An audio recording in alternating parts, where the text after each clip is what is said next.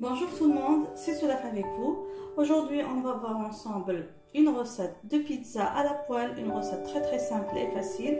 Personnellement, je vais utiliser la même recette de pâte à pizza que j'utilise souvent. Je vais aussi préparer la même recette de sauce tomate que je prépare souvent. Donc, je préfère rester fidèle à mes recettes. Et on va passer directement à la réalisation. Pour la pizza d'aujourd'hui, on va avoir besoin de farine. J'ai mesuré 3 tasses de farine à pain. Alors j'utilise cette tasse comme mesure, un cup en anglais. Mon cup mesure 240 ml. Ici j'ai une cuillère à soupe de sucre et une cuillère à soupe de levure. C'est de la levure sèche instantanée. Je vais utiliser du lait en poudre.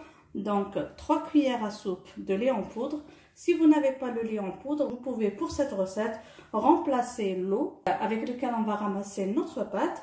Vous pouvez juste le remplacer par du lait. Moi j'utilise le lait en poudre parce que tout à l'heure il va agir comme améliorant et il va donner une meilleure texture à la pizza. On va aussi avoir besoin de levure chimique, une cuillère à café, sel, une cuillère à café, et huile d'olive extra vierge, donc entre 2 et 3 cuillères à soupe. Directement, on va passer à la préparation de la pizza. Dans une large terrine comme ça, on va tamiser notre farine.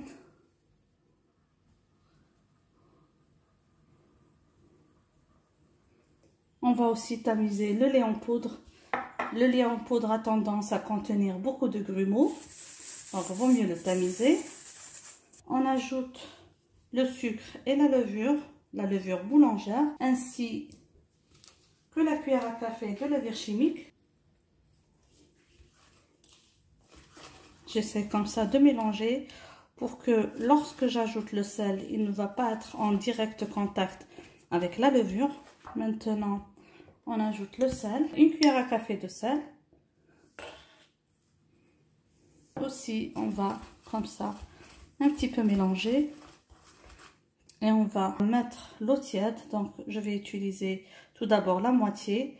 Alors ici c'est 240 ml d'eau tiède et on va voir si notre farine est du genre qui absorbe.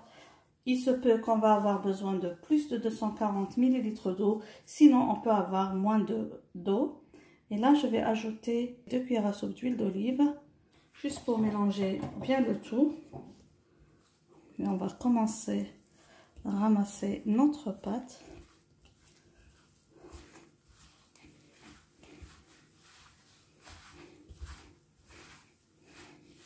J'introduis l'eau qui reste tout doucement, par petites quantités.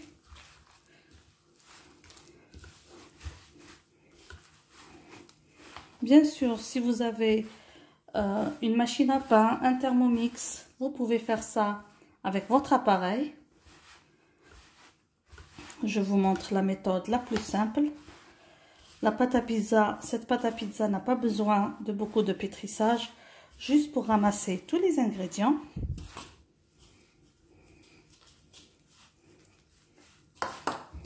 L'eau n'est pas une mesure à prendre à la lettre.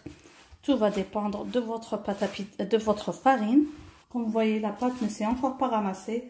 Je vais encore ajouter un peu d'eau, tout doucement. Voilà. J'ai utilisé 240 ml d'eau et là j'ai ajouté l'équivalent d'une cuillère à soupe.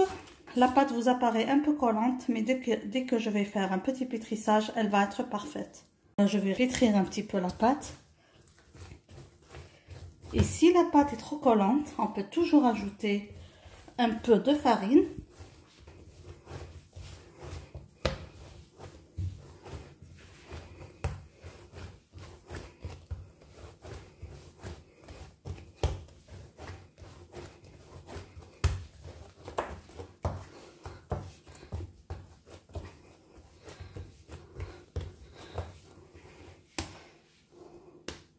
Comme ça, je prends un saladier que je vais huiler un petit peu.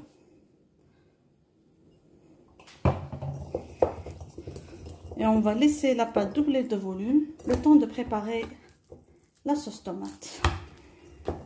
Maintenant, on va passer à la préparation de la sauce tomate. Pour la réalisation de la sauce tomate, on va avoir besoin bien sûr de la tomate concassée en boîte. Je vais avoir besoin d'un peu d'huile d'olive extra vierge. Je vais avoir besoin d'ail écrasé, de quelques feuilles de laurier, de l'origan, du thym. On va avoir besoin de poivre noir, de sel. Et comme ça, on a tous les ingrédients pour passer directement à la cuisson. Pour la cuisson, c'est tout simple. Je vais mettre tous mes ingrédients d'un coup comme ça dans ma poêle. Vous pouvez bien sûr faire cette préparation dans votre robot culinaire ou encore dans le Thermomix. C'est très facile. Donc, je mets l'huile, l'équivalent de 3 cuillères à soupe d'huile. Je vais ajouter par-dessus donc l'ail et les feuilles de laurier. J'ajoute la tomate et le reste des ingrédients. L'équivalent de presque 1 kg de tomates fraîches.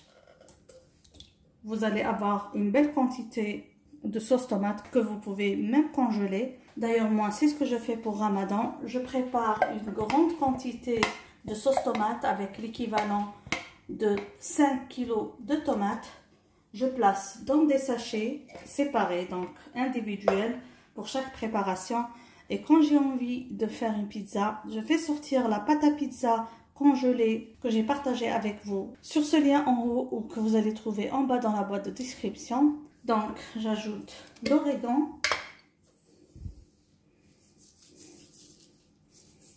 là je viens d'ajouter le thym, le poivre noir.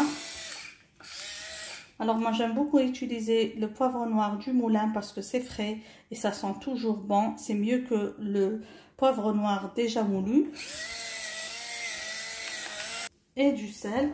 Le sel, on va goûter tout à l'heure pour voir si on a besoin d'ajuster notre sauce. Donc moi je vais faire une demi-cuillère à café. Et tout à l'heure je vais goûter. Donc je vais ajouter l'autre boîte de tomates et on va directement placer sur le feu et laisser cuire à feu doux jusqu'à ce que l'huile remonte à la surface et que la tomate soit bien cuite. Après on va juste retirer les feuilles de laurier et on va réduire tout ça en purée pour ne plus avoir les morceaux de tomates. Pour garnir ma pizza, je vais utiliser un peu d'oignon, de poivron vert et de poivron rouge. Pour la cuisson de la pizza à la poêle, je vais cuire ces ingrédients un petit peu à l'avance, donc ça doit être juste un petit peu al dente pour pouvoir garnir ma pizza avec. Donc là, je vais juste couper en lanières.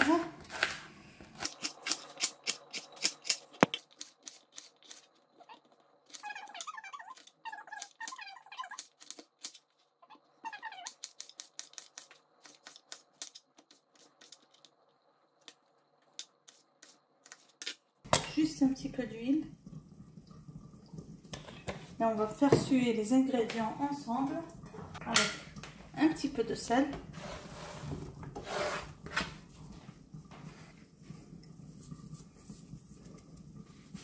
Et on va couvrir et laisser cuire tout doucement, comme je vous ai dit, juste pour faire suer. La sauce tomate commence à rejeter son huile. Je vais laisser cuire encore quelques minutes et je vais réduire ça en purée.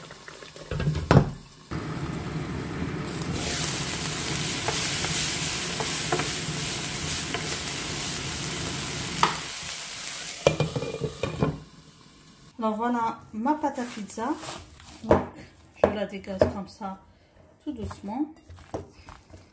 Je la dégaze juste comme ça pour la diviser sur 4.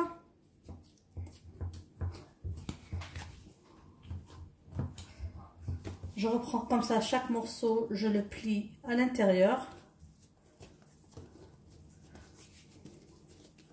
pour former une boulette de pizza que je vais laisser reposer un petit peu avant de l'étaler.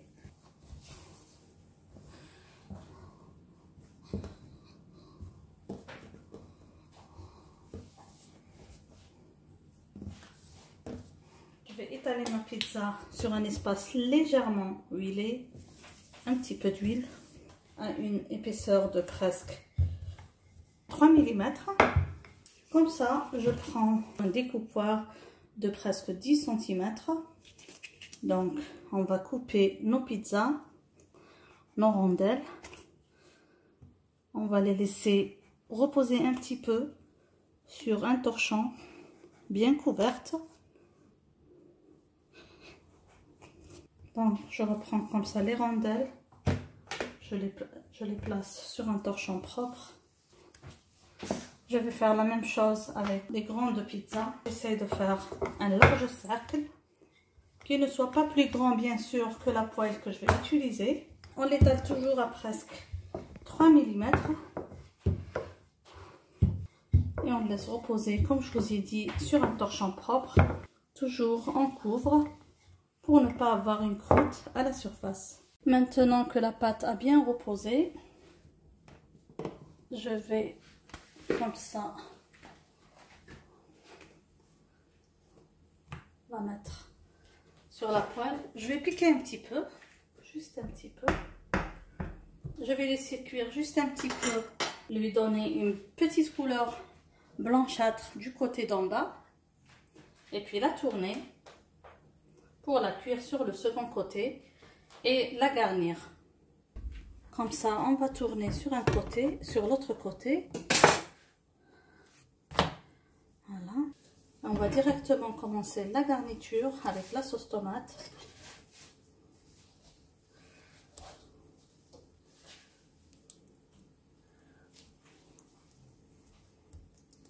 Moi, je laisse un petit peu de morceaux de tomate parce que j'aime ça dans ma sauce tomate. Mais comme je vous ai dit, vous pouvez la réduire en purée avec le blender.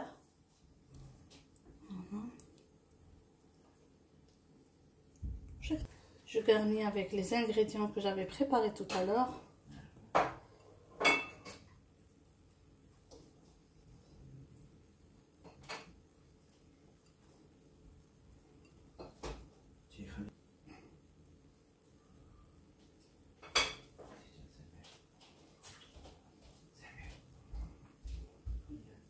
On fait toujours la cuisson sur feu doux. Là, j'ajoute la mozzarella. Et je vais ajouter bien sûr des olives. On va couvrir et laisser bien cuire.